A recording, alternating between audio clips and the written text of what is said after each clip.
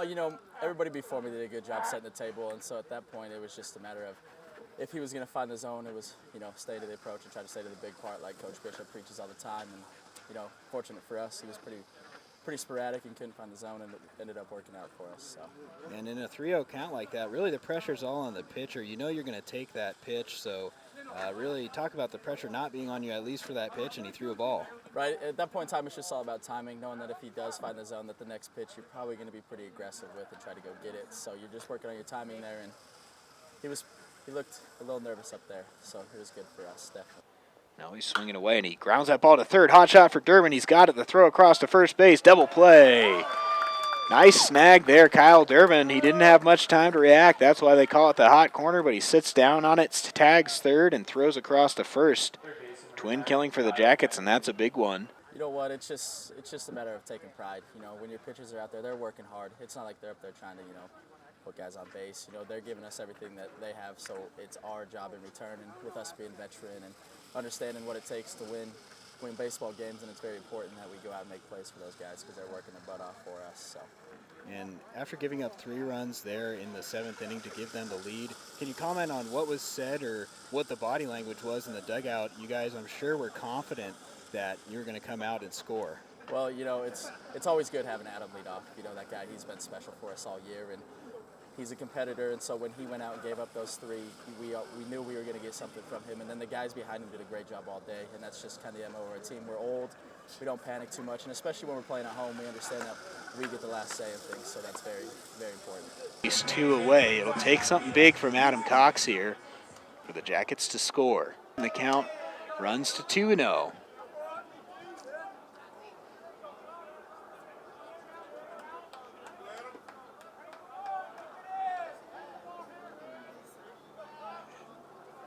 Jackets need a big swing of the bat here. Cox should get a good pitch to hit ahead in the count, 2-0. Alvarez checks Reinschmidt twice at second. Now the pitch. Swinging a drive into right center field. That one's going way back and off the base of the wall. 2 runs are going to score. Tune being waved, and Cox is going to stop at second. This game is tied. 2-run double, Adam Cox, and it's 4-4. The GNAC Player of the Week comes through, his first hit of the series, and boy did the Jackets need that one. A huge 2-out, 2-run double, and it's 4-4. So here's Cox. And he will lead off to start this 7th. Jackets need a run to keep the game going. Swinging a drive into right field, down into the corner, and over the head of Sullivan, off the wall. Cox racing around first into second base. He will stop there, lead off double, and a tying run in scoring position to lead off the bottom of the 7th inning. Adam, a dramatic win here for the Yellowjackets. Can you comment on being in a situation where your team was up, then you were down, and then in the 7th inning you needed to score? Well, should have done a little bit better on the mound, but can't let that get you down. Just got to get up there, understand your approach, and try to make the most of the situation, try to make something happen. Got a good pitch to hit. No, we know how to have fun. It was a good day. And you guys were winning the game 2-0. The Wolves scored 4 runs in an inning. They led 4-2. You came up and blasted a game-tying double with 2 outs off the wall in right center. Talk about that at bat. There were 2 outs and 2 runners on. No, I was a little out of rhythm early in the day. Just made an adjustment. Went back to what's comfortable, got a good pitch to hit, and made the most of it.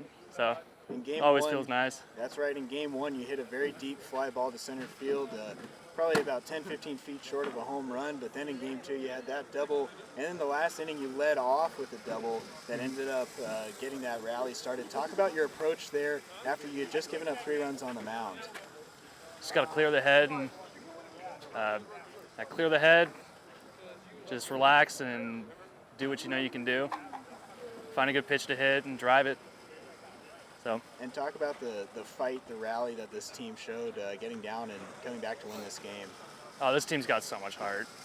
We play loose, we play fun, we have a good time, but I've never been on a team that grinds at bats more, and we're just a great late game team. Get late game rallies and just get it done when we need to. 3 minutes past the 7 o'clock hour here at Dehler Park in Billings. And Sternhagen drives a ball to center field. He got way under that one, and going back at the track at the wall is Garcia looking up, and he reaches up. It's gone! Home run, Coulter Sternhagen off the top of the bricks, and the Jackets lead it 1-0. First home run of the year for Coulter Sternhagen. He crushed it, got under it, and lifted it out of here. It's 1-0 MSUB. Johnson ready to pitch, swinging a ground ball to short, could be a pair. Morris has got it, underhand to Sternhagen, throw to first, double play. Yellowjackets get out of the inning. So Tanner Johnson, after giving up the one-out single to Crunkleton, rolls up a double play. Morris, Sternhagen, and Toon, the seniors, turn it. We'll head to the bottom of the second. Score remains Western Oregon 0, Yellowjackets 0.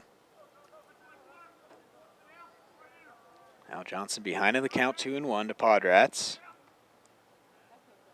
And the pitch, slider grounded towards second. Sternhagen's got a big hop. The throw to second for one. Morris the return to first. Double play! Jackets end the inning on a double play for the second straight time. Tanner Johnson pitches out of the jam, and he puts up a 0, a shutdown frame from the Jackets senior. We will head to the bottom of the third. Jackets continue to lead 1-0.